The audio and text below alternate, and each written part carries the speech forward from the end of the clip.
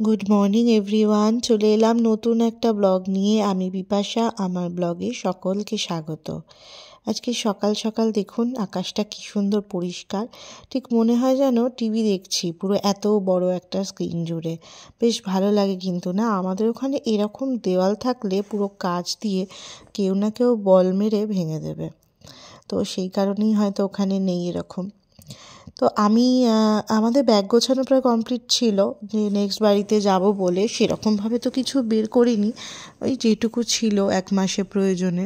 কিন্তু সমস্যা হলো যে খাবার দাবারগুলো এতদিন খাচ্ছিলাম সেগুলো নেব কোথায়, তো সেগুলো ছোট ব্যাগে হচ্ছিল না বলে এই একটা কালো ব্যাগ ফাঁকা করে নিলাম, করে ডিস্ট্রিবিউট করে নিলাম বাকি জিনিসগুলো, আর এটাতে সব রান্না জিনিসগুলো ভরে নিলাম। আমি এই খাটাখাটনি করছি আর এদিকে দেখুন দুজনে ঘুমিয়ে পড়েছে। ছেলেটা দুষ্টুমি করছিল, ঘুমোবেই না কিছুতে দুপুরবেলা। তো নাও সন্ধেবেলা বাবা আসার পর ঘুমিয়ে পড়েছে বাবার সাথে গল্প করতে করতেই। তো এরপর চলুন নতুন জায়গায়। এরপর ব্লগটা আর কন্টিনিউ করতে পারিনি, কাজ ছিল বলে। এই যে চলে এলাম নতুন ফ্ল্যাটে। সকাল সকাল ওই 11টার মধ্যেই চলে এসেছিলাম। নেক্সট পুরনো বাড়ির ওনারই আমাদের এখানে ড্রপ করে দিয়েছে। দেখুন এই যে ট্রাম যাচ্ছে, এটা ট্রাম এখানকার 25 নম্বর ট্রাম মনে হয়, এটা নাম্বারটা আমার মনে নেই।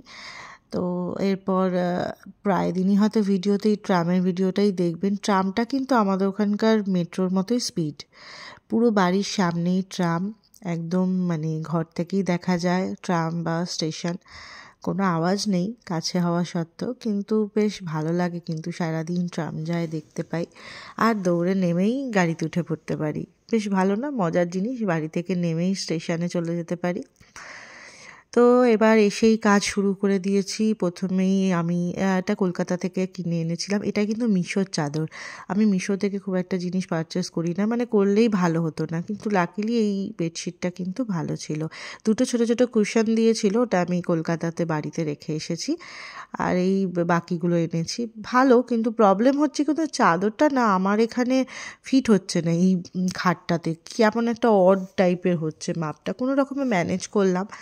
আর এই ব্ল্যাঙ্কেটের যে কভারটা এখান থেকেই কিনেছি, কোনো ভুলভাল সাইজ কিনেছি, কোনোভাবে ম্যানেজ করেছি জাস্ট।